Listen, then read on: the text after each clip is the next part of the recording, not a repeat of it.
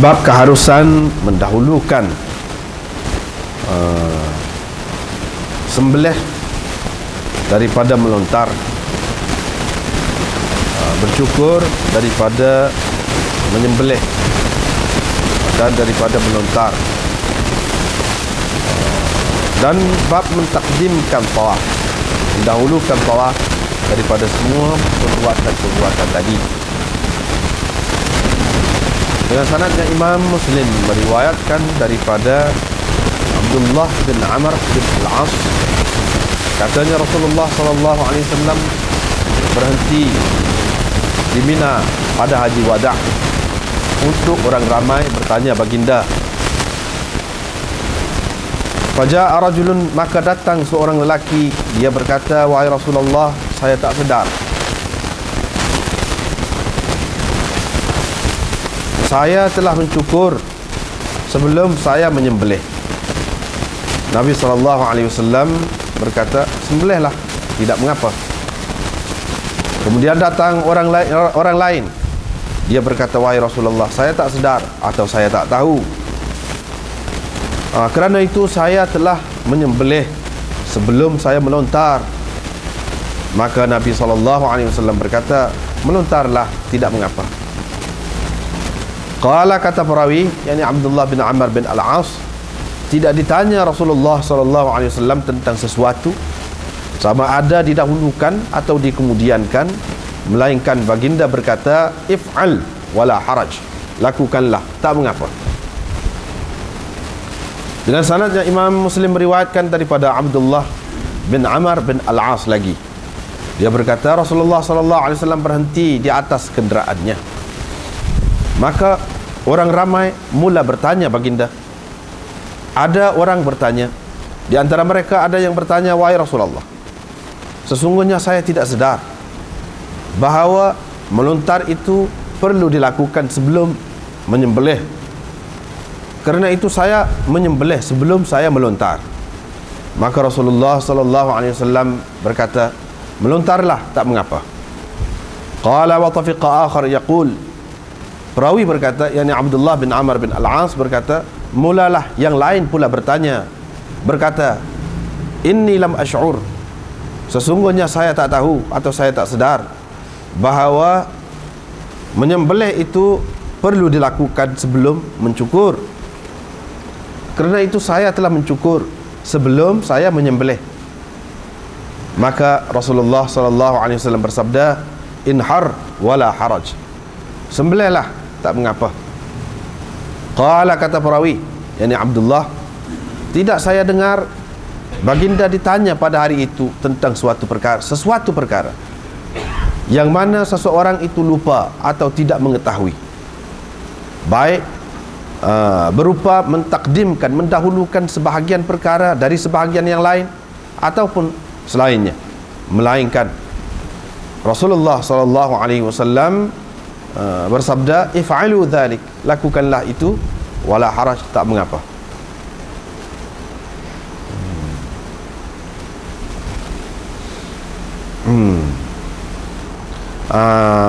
Sanad yang satu lagi itu pun lebih kurang itu juga hadisnya.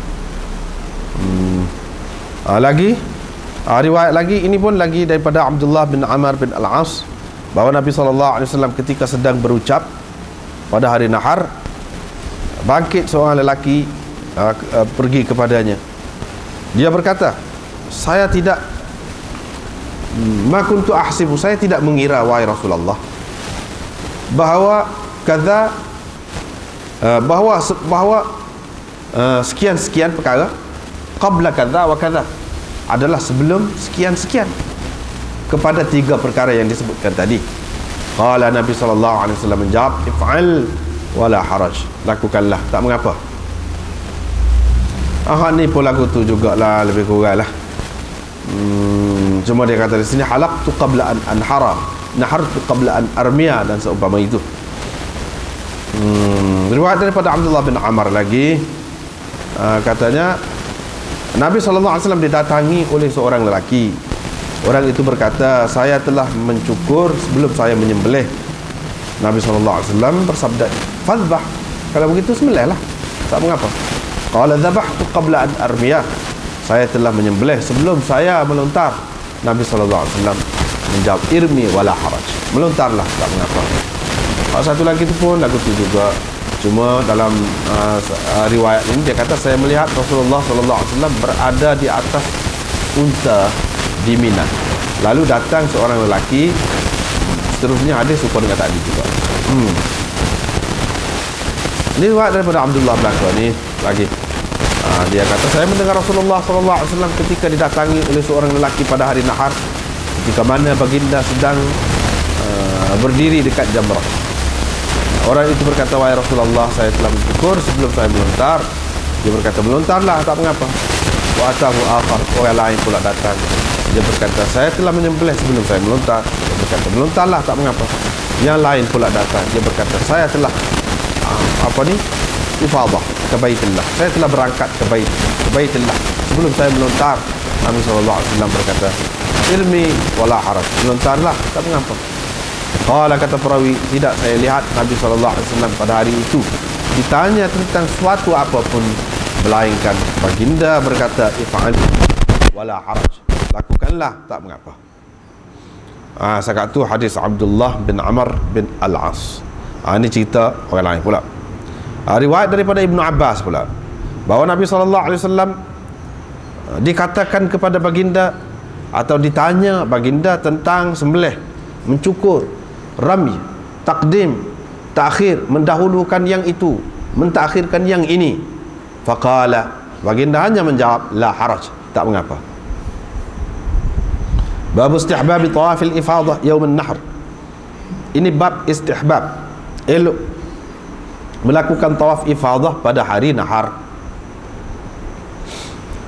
jadi hari yang ke-10.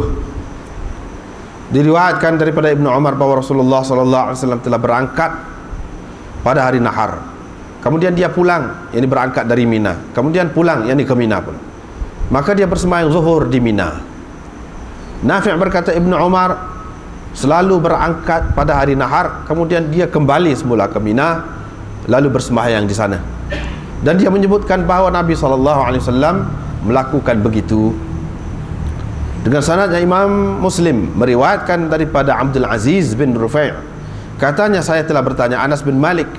Saya berkata, ceritakanlah kepadaku tentang sesuatu yang kamu ingat berhubung dengan Rasulullah SAW, berkenaan Rasulullah SAW, di manakah baginda bersembahyang zuhur pada hari tarwiyah, yakni hari yang ke-8. Qala, katanya, di Mina. Saya bertanya lagi, bagaimana, di mana dia bersembahyang asar pada hari nafar? Dia berkata, di Abtah. Thumma qal, kemudian dia berkata, if'al ma yaf'alu umara'u. Lakukanlah seperti mana yang dilakukan oleh pemimpin-pemimpinmu. Mereka itu buat itu betul lah, lagu tu lah. Bab istihbab nuzulil muhassab yaum an-nafr wa salati az-zuhr wa ma ba'daha bihi. Ini bab elok singgah di muhassab pada hari nafar dan bersembahyang zuhur dan sembahyang selepasnya di situ. Dengan sanadnya Imam Muslim meriwayatkan daripada Ibnu Umar bahawa Nabi SAW, Abu Bakar dan Umar, mereka itu singgah di Abtah. Diriwayatkan daripada Nafi' bahawa Ibnu Umar berpendapat tahsib itu, yang singgah di muhassab, adalah suatu sunnah. Dan dia bersembahyang zuhur pada hari nafar di hasbah, di muhassab itulah.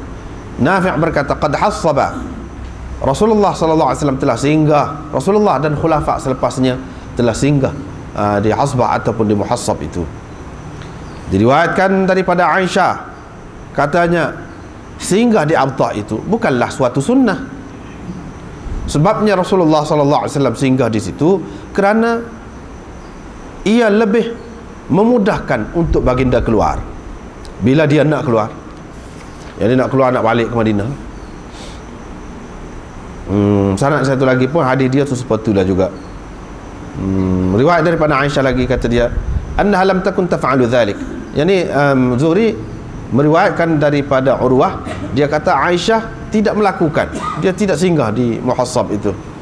Dan dia berkata sebabnya Rasulullah SAW singgah di situ ialah kerana ia merupakan suatu tempat persinggahan yang mudah untuk dia keluar, ataupun yang memudahkan dia keluar dari situ. Diriwayatkan daripada Ibnu Abbas, katanya tahsib tu tak ada apa, ia hanya suatu persinggahan, yang suatu tempat yang disinggah oleh Rasulullah sallallahu alaihi wasallam secara kebetulan. Diriwayatkan daripada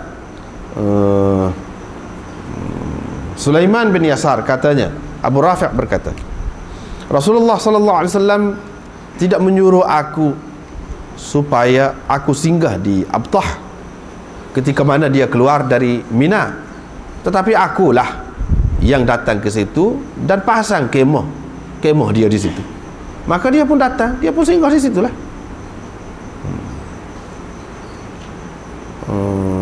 Abu Rafi' ni dalam riwayat satu lagi, Abu Rafi' ni dia menjaga barang-barang Nabi SAW. Yang ni dia pergi ke mana-mana tempat dulu untuk membawa barang-barang dan orang-orang yang lemah ke sesuatu tempat yang dituju tu terlebih dahulu daripada Nabi SAW. Diriwayatkan daripada Abi Hurairah, daripada Rasulullah SAW, bahawa baginda bersabda, kita besok insya-Allah akan singgah di Khaif Bani Kinanah, di mana mereka saling bersumpah di atas kekufuran. Diriwayatkan daripada Abu Hurairah lagi, katanya Rasulullah sallallahu alaihi wasallam berkata kepada kami ketika mana kami berada di Mina, besok kita akan singgah di Khaif Bani Kinanah, iaitu di tempat di mana mereka itu saling bersumpah alal kufr, di atas kekufuran, yakni untuk menegakkan kekufuran mereka. Itu kerana Quraisy dan Bani Kinanah telah saling bersekutu untuk menentang Bani Hashim dan Bani Muttalib, iaitu telah saling bersekutu, bersumpah untuk tidak mereka mengahwini Bani Hashim, Bani Muttalib, dan begitu juga sebaliknya, dan untuk tidak berjual beli dengan mereka, sehinggalah mereka, yakni Bani Hashim dan Bani Muttalib, menyerahkan Rasulullah sallallahu alaihi wasallam kepada puak-puak dia, pada puak-puak Quraisy dan Bani Kinanah. Ini peristiwa ini berlaku di Muhassab, yakni bidzalika al-Muhassab. Riwayat daripada Abi Hurairah lagi, daripada Nabi sallallahu alaihi wasallam, sabdanya, manziluna, tempat singgah kita, insya-Allah bila Allah fatah Allah, bila Allah memberikan kemenangan, ialah Khaif, haitsu taqasamu 'alal kufr, di mana mereka saling bersumpah untuk menegakkan kekufuran mereka. Bab kewajiban bermalam di Mina pada malam-malam hari tasyrik, dan keharusan meninggalkan tempat itu bagi orang yang bagi orang yang bekerja untuk menyediakan, mencebok air untuk diberi minum kepada orang-orang haji ini. Dengan sanadnya Imam Muslim meriwayatkan daripada Ibnu Umar bahawa Abbas bin Abdul Muttalib telah meminta izin kepada Rasulullah sallallahu alaihi wasallam untuk bermalam di Mekah pada malam-malam Mina itu, kerana tugasnya untuk mencebok air untuk disediakan kepada orang-orang haji. Fa'adhina lahu, maka Nabi sallallahu alaihi wasallam mengizinkan kepadanya. Sanad satu lagi pun hadisnya seperti juga. Seterusnya diriwayatkan daripada Bakar bin Abdullah Al-Muzani, katanya ketika saya sedang duduk bersama Ibnu Abbas dekat Kaabah, tiba-tiba mari seorang Arabi kepadanya. Dia berkata, kenapa saya tengok anak-anak pakcik kamu tu beri minum madu dan susu kepada orang-orang, tapi kamu ni beri minum nabid saja. Adakah ada apa-apa hajat pada kamu, ataupun kerana kamu kedekut yang kamu buat begitu? Maka berkata Ibnu Abbas, alhamdulillah, kami tidak ada apa-apa hajat, dan tidak juga kerana kebakhilan, kerana kedekut kami buat begitu. Begini ceritanya, Nabi SAW datang di atas kenderaannya, dia bergendong, dia gendong Usamah, dia pun minta air, kami pun bawakan air dalam satu bekas, air nabid, bawa dalam satu bekas kepadanya. Dia pun minum dan memberi air lebihan dia minum itu kepada Usamah. Waqal, sambil dia berkata, ahsantum wa ajmaltum, elok sekali, comel kamu buat lagu ni. Beginilah kamu buat semua. Fala nuridu, kerana itulah kami tidak mahu mengubah apa yang Rasulullah sallallahu alaihi wasallam suruh. Apa yang Rasulullah sallallahu alaihi wasallam suruh kami buat lagu tu, sebab tu kami tak saya ubah. Buat lagu tu lah. Ini fadlil qiyam bisiqayah wa thana' ala ahliha. Kelebihan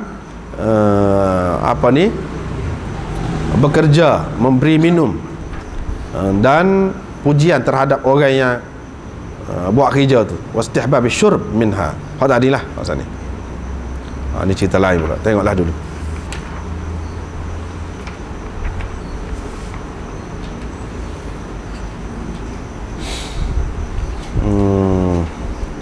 Hadis-hadis yang kita baca saat ni banyaknya lebih kurangnya. Ada masalah dulu kemudian buat ni. Beberapa kerja ataupun amalan haji ni dibuatkan dengan dulu kemudian. Orang ni buat dulu hak ni, kemudian hak ni. Seperti yang kita baca tadi lah, seperti dalam terjemahan tadi jelas. Tapi Nabi SAW benarkan belaka, tak apa belaka, menunjukkan boleh kok tu kok ni pun boleh. Walaupun dari segi tertib asalnya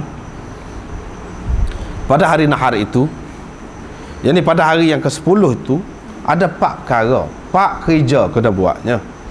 Kemudian yang pertamanya ramyu jamratil aqabah, melontar jamrah aqabah. Itu yang pertama. Lepas tu sembelih binatang. Hak mana bawa binatang tu? Thummal halq, kemudian cukur kepala ataupun gunting. Kemudian tawaf ifadah. Ini tertibnya. Inilah hak asalnya. Pada hari yang ke-10 hak nak buatnya ke dia, hak ni lah, mengikut tertib ni lah hak asalnya. Tetapi kalau dibuat tu tidak teratur macam tadi, hak ni dulu, hak ni kemudian, lagu mana? Sah ke tidak haji? Jawabnya sah. Lepas tu kena bayar fidyah, kena gapo kau? Tak ada gapo. Boleh berlaku.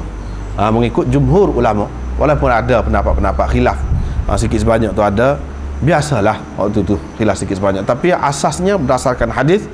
Bahkan Imam Nawawi menolak pendapat-pendapat lain sebab dia kata hadis terai lagu ni, fala haraj.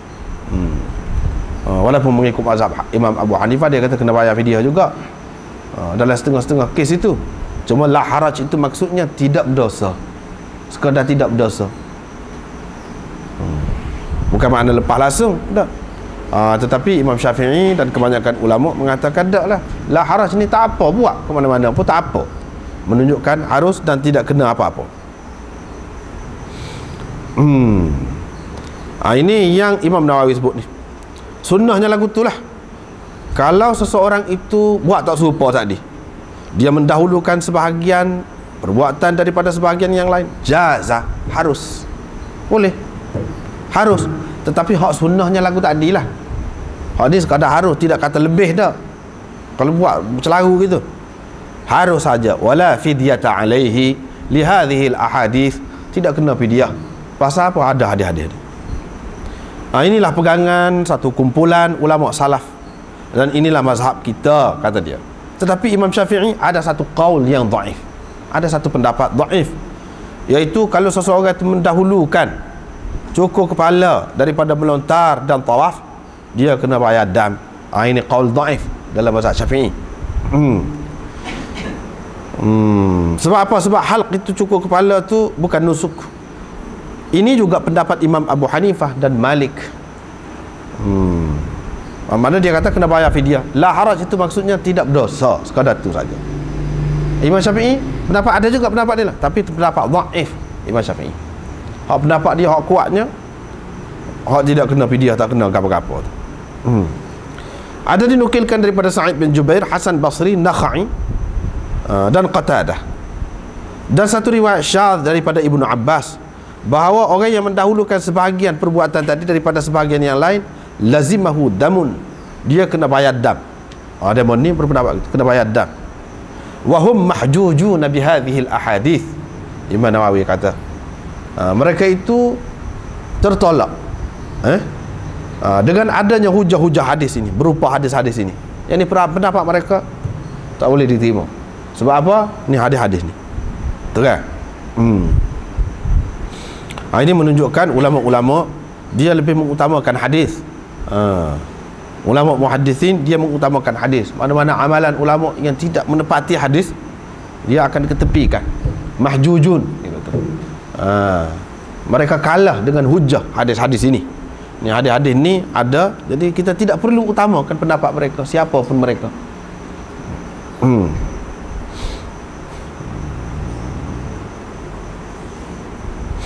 Kalau mereka takwilkan bahawa yang dimaksudkan dengan la haraj itu nafyul ism, mana tak ada dosa, wadda'u, dan mereka mendakwa bahawa takhir bayanid dam yajuz. Kalaulah kena bayar dam, apa Nabi SAW tak bayar selalu pada masa tu? Ada menu jawab, sebab takhir ni tak apa, pasal tak sampai masa dia lagi. Takhir maknanya wayak kemudian tak apa, sebab masa dia tak sampai lagi. Bila sampai masa dia wayak, tak apa. Tetapi kata dia ni tidak zahir kata-kata Nabi SAW la haraj berarti tidak kena apa-apa langsung ke atasmu. Itu makna la haraj. Buatlah lagu tu, tak apa, tak kena apa-apa langsung.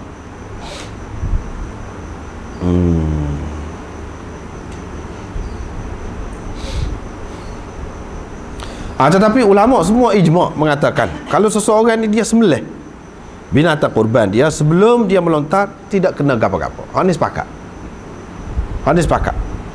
Hak tadi, hak ada khilaf tadi kalau mendahulukan cukur kepala daripada melontar dan tawaf. Hak tu ada khilaf. Tapi kalau seseorang itu dia sembelih binatang sebelum dia melontar, hak tu ijma' ulama. Ijma' ulama tidak kena apa-apa. Tidak berdosa, tidak kena fidyah, tidak kena apa-apa.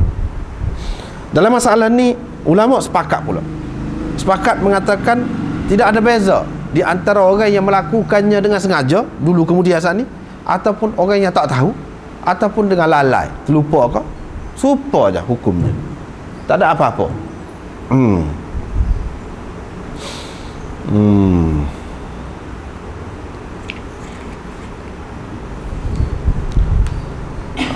Kemudian Rasulullah SAW berada di atas kenderaannya, orang pun mula tanya dia.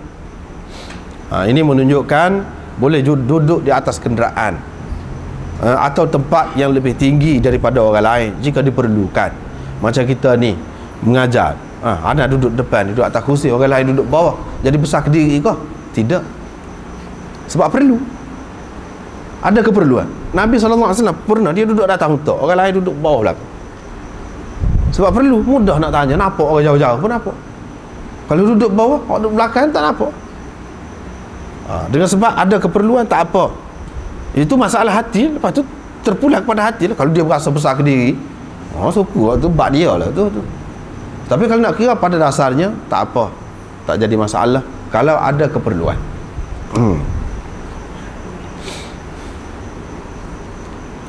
Dan tidak kata menyeksakan binatang, naik binatang, tidak. Sebab itulah kenderaan yang ada.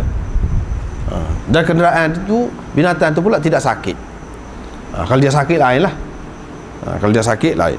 Begitu juga boleh kita bercakap tanpa kita turun. Kalau kita jumpa orang dengan kereta lah, kita kata dengan motor ke, tak payah turun bawah nak hormat kat orang tu, tak payah. Kena sama-sama faham lah. Boleh jadi dia gaduh ke, tak usah duduk ambil hati lah, tak usah duduk kecil hati. Kalau kecek datang kenderaan dia, tak usah kata dia besar ke diri. Boleh jadi dia banyak kerja lagi, kena baik sangka lah begitu.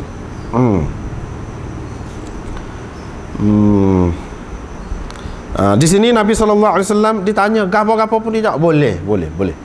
Hak tepat boleh, itulah hak tepat boleh. Hak tepat tak boleh. Kena kemah. Begitulah agama kita ni, lagu tu sifatnya. Hak tepat kemah, kena kemah, tak boleh gidah tu, tak boleh bertolak ansur. Tapi hak tepat kita boleh bertolak ansur, biar boleh bertolak ansur, terbuka. Itulah yang diajar oleh Nabi SAW.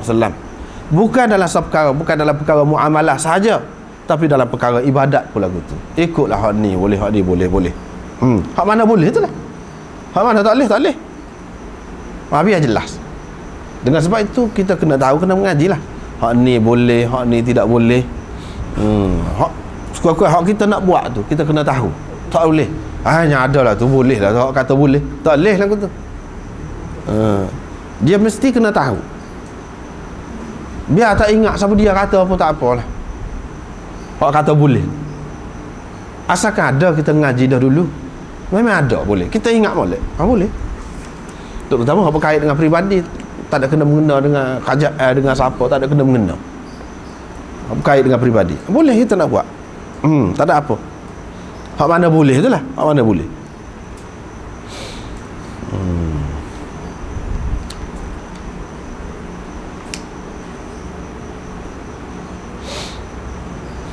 Dalam setengah riwayat disebut Nabi SAW berucap ni bukan makna ucapan yang khusus, tidak. Ni ucapan ni maknanya orang tanya dia royak, dia ceritalah, dia jawab. Itulah yang ditakbirkan, digambarkan dan dengan perkataan berucap, bukan makna ucapan khusus macam dia syarah. Dah, tidak lagu tu.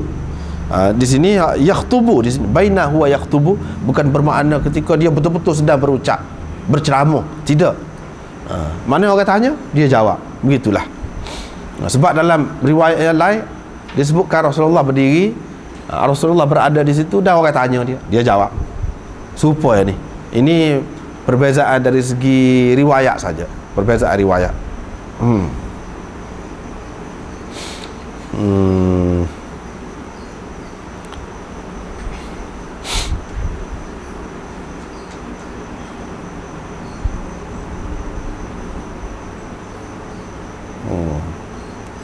Kemudian hak ucapan, hak betul-betul berupa ucapan lah.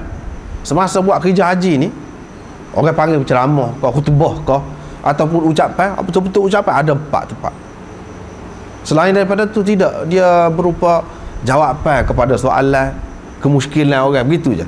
Hak ucapan betul-betulnya iaitu ada 4 yang masyru'. Iaitu yang pertamanya di Mekah dekat Kaabah pada hari yang ke-7 Zulhijjah. Hari yang ke-7 Zulhijjah dekat Kaabah. Situ satu kali berucap situ. Yang kedua di Namirah pada hari Arafah. Yang ketiga di Mina pada hari Nahar.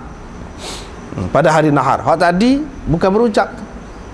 Tidak berucap tu ketika orang tanya. Tetapi pada hari Nahar tu ada juga. Berucapannya ada juga.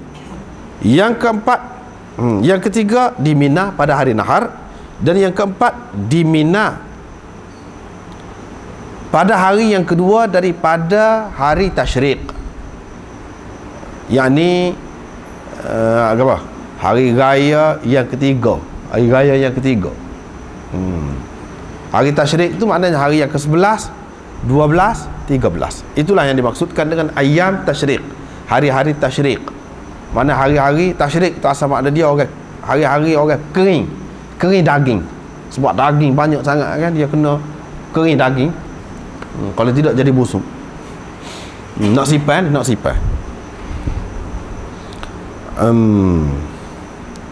Hari Tasyriq, hari yang kedua daripada hari Tasyriq, yang ni hari yang ke-12 Zulhijjah ada tu. Semua ucapan-ucapan ini satu saja, sekali berdiri dan selepas zuhur belaka, kecuali ucapan di Namirah, iaitu pada hari Arafah. Namirah pada hari Arafah, yakni hari yang ke-9 Zulhijjah. Hak tu 2 khutbah dan sebelum zuhur. Hak lain-lain semua selepas zuhur. Dan satu saja khutbah. Hak ni tidak 2 khutbah macam khutbah hari Jumaat tu lah. Dan sebelum zuhur hak ni. Tetapi selepas gelincir matahari, supaya Jumaat lah, supaya Jumaat kita kata. Itulah kedudukan ucapan hak sebenarnya, berupa ucapan. Ada pun hak lain-lain, kalau kata Nabi sendiri dia berucap, dia bercakap, itu sebenarnya dia menjawab persoalan, kemuskilan orang. Begitulah berkenaan dengan dulu kemudian tadi, semuanya harus, walaupun hak sunnahnya iaitu mengikut tertib tadilah. Yang pertama melontar jamrah Aqabah, yang kedua sembelih, yang ketiga cukur kepala, yang keempat tawaf ifadah. Tertib itulah hak sunnahnya.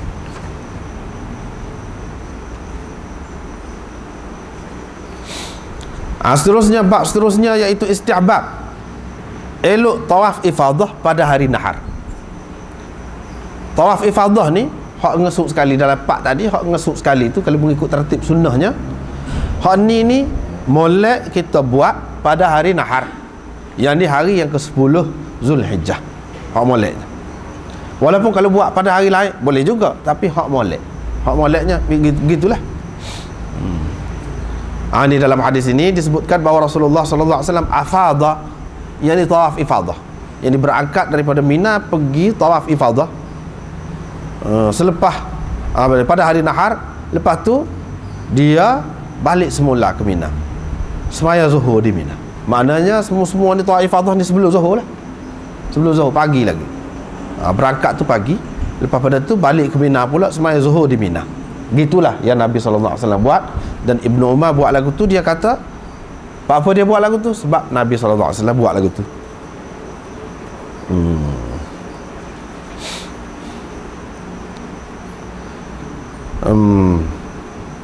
Ijma' ulama mengatakan bahawa tawaf ini, yang tawaf ifadah ini adalah rukun haji. Tidak sah haji kalau tidak buat ni. Tidak sah haji kalau tak buat ni. Hak masalah dulu kemudian tadi, suku hak tu dulu kemudian, tapi buat juga. Hak taklihnya tak buat. Hak dulu kemudian tadi harus. Sudah kita jumpa dah bab sebelum ni tadi. Hak ni nak ceritanya dia tu sendiri, tawaf ifadah tu sendiri adalah rukun. Dibuat dulu ke atau kemudian itu soal lain. Tapi buat dia tu sendiri adalah rukun. Kalau tak buat langsung tak sah haji. Dan sepakat pula ulama mengatakan tawaf ini elok pada hari nahar. Inilah hak mustahabnya, hak comelnya, hak moleknya, selepas melontar dan selepas menyembelih binatang kurban dan cukur kepala, selepas buat itu semua. Yang ni hak yang keempat lah. Lepas tu buat ni. Tapi kalau seseorang itu tawaf ifadah ni selepas hari itu, selepas hari nahar, dan dilakukannya pada hari-hari tasyrik, yang hari 11, 12, 13, ajza'ahu wala dama alaihi bil ijma'. Memadai, sah juga, dan tidak kena bayar dam, tidak kena bayar fidyah apa-apa, bil ijma'. Ijma' ulama semua sepakat, semua sekata dalam masalah ini. Tak ada kena apa-apa. Tetapi kalau dia memperlewatkan kepada selepas lagi hari tasyrik itu, selepas hari tasyrik, wa atabihi ba'daha, dan dia buat tawaf itu mana selepas tu, selepas hari tasyrik tadi, ajza'ahu, boleh juga, wala syai'a alaihi indana, dan tidak kena apa-apa. Mengikut mazhab Syafi'i tak kena apa-apa. Hak kata hari ke-10 tu itu hak mustahab, hak molek. Inilah mengikut jumhur ulama, tapi tak sepakat dah.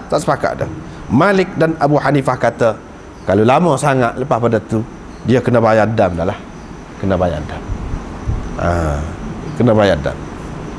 Tapi kalau sekadar dalam hari tasyrik tu lagi, itu ijma'. Semua kata sah, memadai, boleh, dan tidak kena bayar apa-apa. Kalau sekat awak 3 hari tu, hari tasyrik, semua ijma'. Cuma kalau hak selepas tu, kalau jadi lewat lagi, baru ada khilaf. Walau bagaimanapun mazhab Syafi'i mengatakan sah dan tidak kena bayar apa-apa juga, walaupun selepas hari tasyrik itu.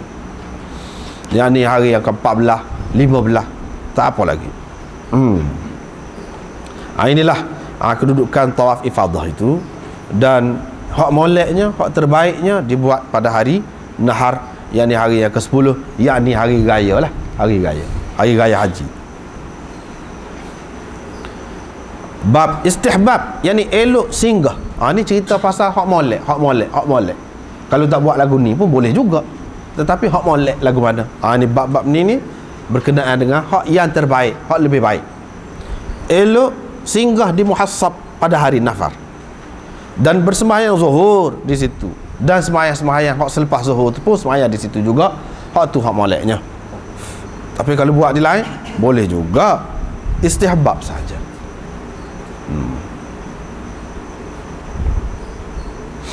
Dalam hadis ini disebutkan daripada Ibnu Umar bahawa Nabi SAW, Abu Bakar dan Umar mereka singgah di Abtah. Abtah pada hari Nafar, yakni pada hari itulah hari yang ke-10 tu. Abtah ni Muhassab pun ialah juga Abdullah. Ini Abu Bakar, Umar, Ibnu Umar dan khulafa yang lain memang buat begitulah. Tetapi Aisyah, Ibnu Abbas dan ramai lagi sahabat-sahabat yang lain, dia mengatakan tidak lebih baik. Mana-mana sajalah boleh. Hak ni Nabi singgah situ tu kebetulan secara ittifaqi. Sebab Abu Rafiq pergi pasal khemah dia situ. Dia pergi situ. Abu Rafiq maula dia.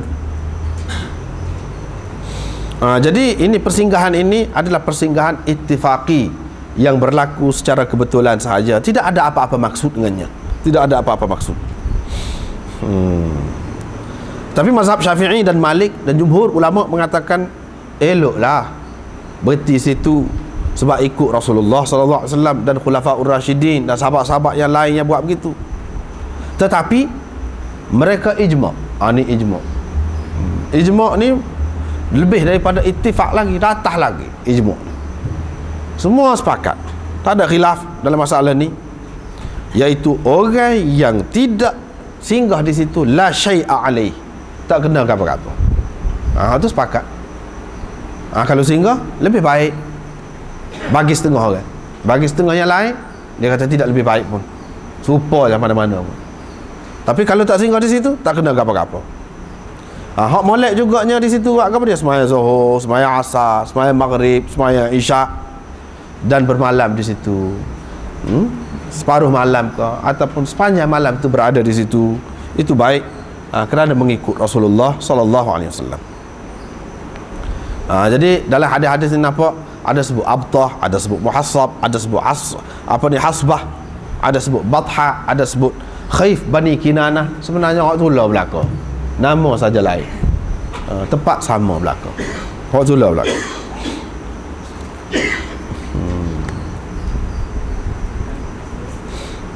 Sebabnya Aisyah dia kata mengikut dia sebab Nabi singgah situ mudah dia untuk nak keluar. Memang jalan dia dah mudah, tidak akan jadi bersesak-sesak dengan orang lain. Ni di Mina. Di Mina belaka. Mina. Gitu.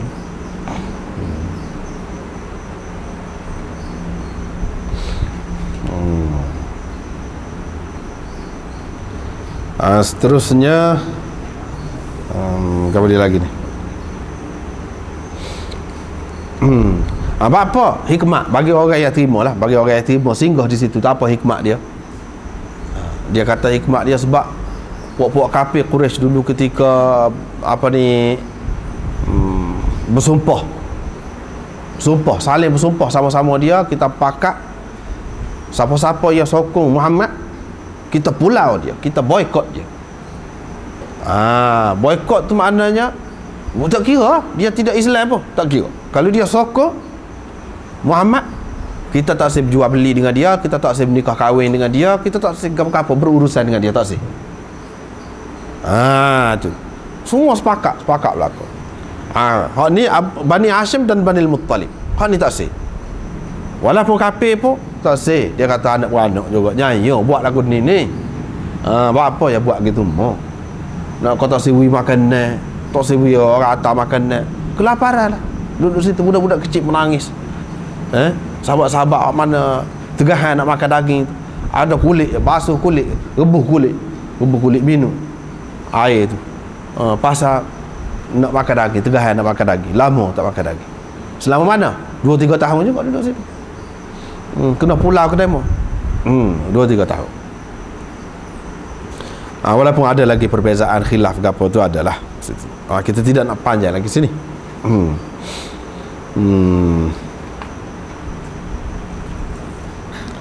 Lepas pada tu ni panjang pula cerita ni, tidak nak panjang lagi. Dia tadi nak cerita hikmat tadi, bila mereka betul bersumpah, mana seseorang satu kejayaan lah bagi popok dia nya, kemenangan lah untuk kufur itu dalam melawan Islam, dan orang Islam tertindas, teraniaya pada masa itu. Bila Nabi SAW menang, Dia nak buat sinilah tempat orang buat dulu. Sinilah tempat orang buat dulu pakak untuk nak pulang. Dan di sinilah kita berimpun. Sekarang ni kita berimpun, kita duk buat apa? Duk berzikir, ingat kepada Tuhan, ingat kepada nikmat Tuhan, tapi kita tidak nak balas. Tidak nak balas. Tapi apa-apa dia duduk bangga apabila berjaya tu, minum arak macam-macam lah, buatlah parti lah, kita kata buat parti. Ni tidak nak buat. Tetapi duduk situ juga, cuba ingat balik dulu dia mau buat apa dia sini. Sebenarnya nak suruh orang ingat balik. Janganlah buat lagu tu, buat nyanyi kat orang. Boleh jadi semula orang akan merayakan pula kemenangan dia, dan kita duduk gigit jari dengan kekalahan kita. Janganlah begitu. Inilah sunnah Nabi. Kalau mengikut orang terima saat inilah akan khilaf. Mengikut orang terima, itulah sebab hikmat dia. Ini bermakna kalau zaman sekarang ni orang buat stadium tu macam-macam lah, buat boleh tunggu ni, nyanyi lah, joget lah, macam-macam ada tempat ramai kak buat di stadium lah. Kalau hak sebaiknya, kalau kita buktikan Islam, kita nak Islam, kalau kita menang, kita berjaya, kita buat benda molek situ, panggil semula orang ramai-ramai. Sepatutnya tempat lagu ni orang buat apa, ajar masyarakat. Ini semua nak mengajar masyarakat, dan tidak patut buat benda-benda yang tak ada faedah. Benda-benda tak ada faedah. Sepatutnya kita bersyukur kepada Allah SWT. Kita duduk sini beramai-ramai ingat Tuhan. Sepatutnya gitu cara. Dan buat yang seperti itu tidak salah. Tidak salah dari segi agama. Bukan sekadar tempat tu saja. Kalau gereja sekalipun dah tak ada dah orang, kafir semua tak ada, katakanlah dia pun tak sah dah gereja, ataupun semua jadi Islam, ataupun dia jual, boleh kita buat masjid, tak ada satu. Bagi kita tak ada terikat apa masalah tempat ke apa. Cuma kena bersih lah, berhala-berhala ke apa tu kena buat lah waktu tu. Tapi dari segi tempat, sepatutnya kita kena tukar lah. Nak ceritanya orang tempat orang anggap suci tu duduk sembah benda-benda tak ada faedah, sepatutnya kena sembah siapa? Ada tempat yang comel, cantik, dikorbankan segala harta benda untuk buat sebesar ni, sepatutnya orang buat ke apa. Itu hak molek. Sebab itulah dalam sejarah kita tengok mana-mana pun Islam, bila dia pergi ke Spanyol ke Turki ke mana-mana, gereja tu jadi masjid. Dia bukan buat hina, tidak. Dia bukan buat kota, tidak. Dia tidak buat lagu tu. Dia buat ke arah yang lebih baik bagi dia. Bukan maknanya ni makna rebut ambil orang tak sibui tempat dia ibadat. Tidak makna lagu tu. Maknanya kita ambil untuk buat perkara yang terbaik di sisi kita, paling suci di sisi kita, dan tidak ada ikatan, tidak ada kena-mengena dengan tempat dia buat dulu jadi kota ke, tak ada bagi kita. Itu maksudnya. Bukan makna kita merampas hak dia, dah tak ada dah. Orang kafir tak ada dah, tak ada saja. Tapi orang kafir beza, bila dia ambil masjid, dia buat apa dia? Dia buat kandang babi lah, macam-macam. Ini cara dia nak melepas dendam pada orang Islam. Dia buat muzium macam-macam, dia buat benda-benda tak ada faedah. Dia buat tempat kelab lah, tempat menari lah, tempat berjudi lah, dia buat. Tapi orang Islam tidak buat lagu tu. Ini sejarah membuktikan begitu, mana-mana pun.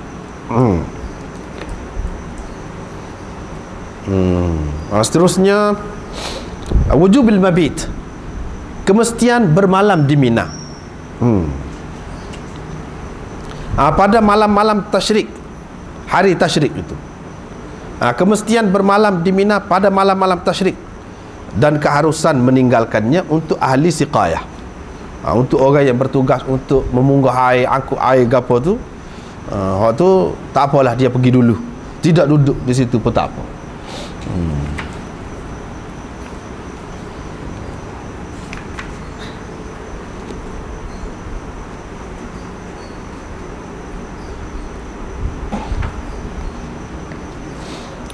Begitu.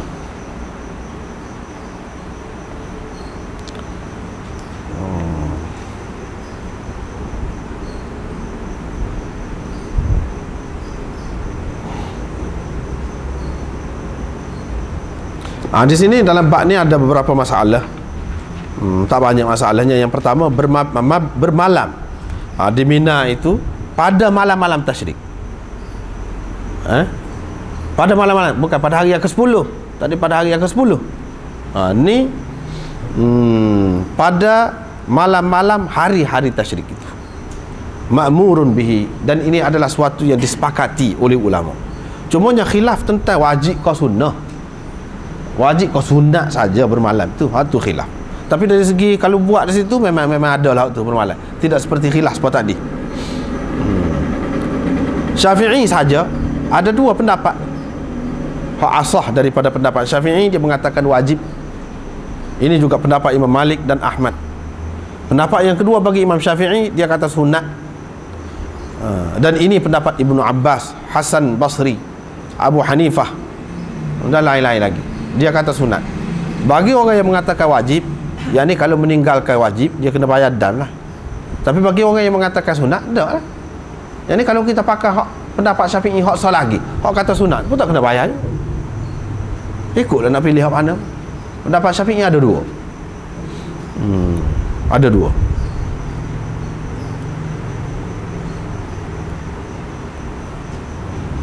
Nak pakai hak mana-mana tak apa. Kalau kita pakai hak pendapat yang kedua, tak kena bayar dam lah, sebab sunat. Tapi kalau kita pakai yang pertama, kena bayar dam sebab wajib. Begitu. Jadi duduk tu selama mana? Ikutlah sepanjang malam ke ataupun sebahagian malam, boleh di situ. Yang keduanya, iaitu orang yang ada keperluan. Dalam hadis disebutkan orang yang nak angkut air saja. Tetapi ulama-ulama bahas pula dalam fiqh, dia bukan hak angkut air saja. Hak ada keperluan lah, keperluan mustahab. Dia boleh meninggalkan, dia tidak bermalam di situ pun tak apa. Pada malam-malam tu tak apa. Dan boleh pergi ke Mekah untuk beri minum air kepada air Zam-Zam lah. Cabut air Zam-Zam nak beri kepada orang ramah. Zaman dulu dia cabut air Zam-Zam, bubuh dalam kolam. Bubuh dalam kolam, cabut air bubuh dalam kolam, untuk orang-orang minum lah. Kemudian hak ni khusus dengan keluarga Abbas ke tidak khusus ke, khilaf pula di kalangan ulama. Tetapi kebanyakan ulama mengatakan keluarga Abbas ada keistimewaan dalam bab ini, sebab Nabi SAW sebutkan mereka itu. Sebutkan mereka itu. Di zaman jahiliyah lagi pun tugas Abbas ini iaitu siqayah. Siqayah ni beri minum kepada orang buat haji lah. Aja'altum siqayatal haji. Tu kan dalam Quran tu ada sebut siqayatal haji, beri minum kepada orang-orang haji. Ni jawatan ni ataupun kerja ni dipegang oleh Abbas masa jahiliyah lagi. Selepas tu Nabi SAW menetapkan tentu beri ke dia lagi dan kepada keluarga dia. Dengan sebab tu setengah-setengah ulama mengatakan khusus kepada keluarga dia, kalau ada lah. Kalau ada, kalau tak ada, kepada orang lain lah, kepada orang lain.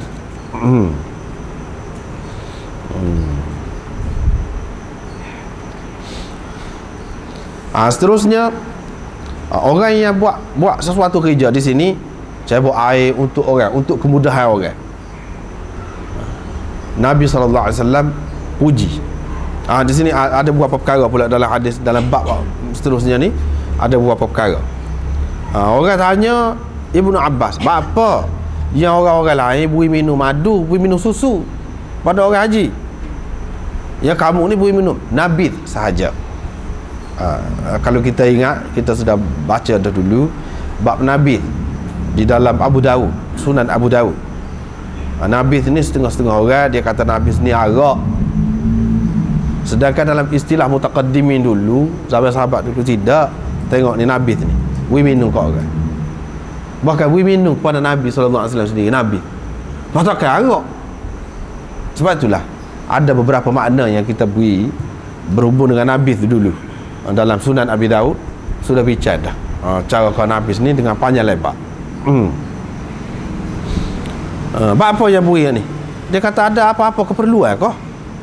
Dia tak beri susu, kamu perlu susu kau? Ataupun tak ada susu kau lagu mana? Kau bakhil. Tak sibui kau orang ni. Dia kata tak ada sabit apa. Sebabnya Rasulullah SAW sendiri kami beri minum gitu. dia naik gendong mari dengan Usamah, minta air. Kami pun bui Nabi, dia pun minum, dan bui minum hak lebih dia tu kepada Usamah. Maknanya bui minum Nabi ni boleh. Nabi ni bukan arak. Memang adalah satu istilah Nabi tu dengan makna arak. Hak tu kemudian pada masa tu Nabi ni tidak arak lah. Tapi kalau Nabi sampai memabukkan tak boleh lah. Nabi tu maknanya air rendaman, buah kurma kering ataupun buah zabit kering. Buah zabit kita bubuh kismis tu, kita bubuh dalam tu biar jadi manis air tu. Air hak payah tu jadi manis. Ini menunjukkan bahawa air Zam-Zam itu boleh. Tidak kata kita nak minum air Zam-Zam saja yang terbaik sama-samanya. Kalau kita campur dengan benda lain kurang baik. Tidak, dah ni air Zam-Zam dah ni. Bukan air lain. Dia campur dengan buah tamas ni. Tak apa. Boleh juga. Untuk menghilangkan payau dia tu sikit, kita bubuh sesuatu untuk islah, orang panggil islah air atau rawat air, tak apa. Ini satu bentuk rawatan air lah zaman dulu, iaitu dengan memasukkan beberapa biji tamar dalam bekas air sehingga dia jadi manis sikit, manis sikit. Maknanya boleh minum nabis itu. Lepas tu dalam hadis ini juga menunjukkan boleh bagi minum hak lebih tu kita kepada orang lain. Boleh. Boleh bagi hak lebih tu kepada orang lain. Sekiranya dia sudilah kepada sahabat ni suatu kelebihan lah, hak lebih Nabi SAW. Kepada orang lain boleh juga kalau nak minum bekas orang lain. Tapi kita nak paksa tak usah lah. Ikut dia lah.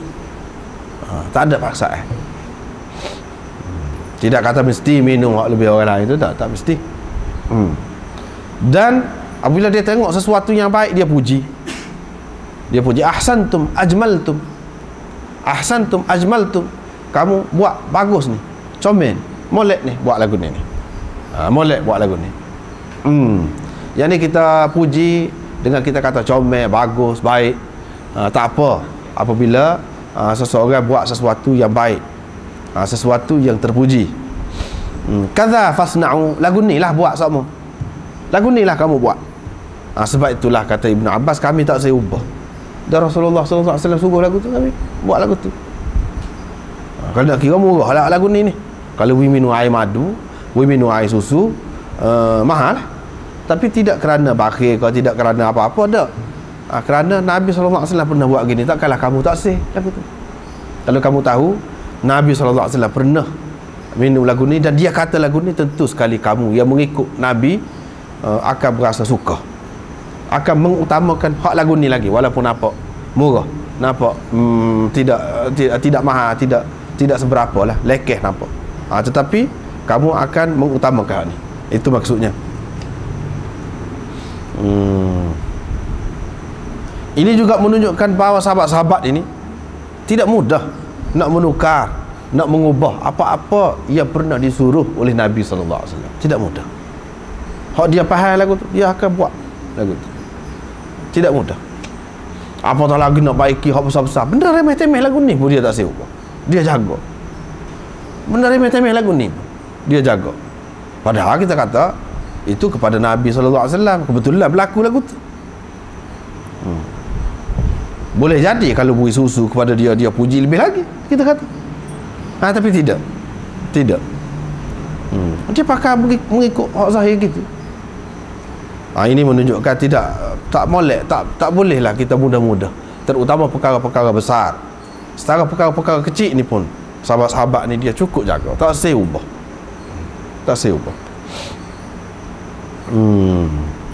Seterusnya, babus sadaqati biluhumil hadaya wa juludiha wa jilaliha. Sekatulah. Baca panjang pula. Wallahu a'lam.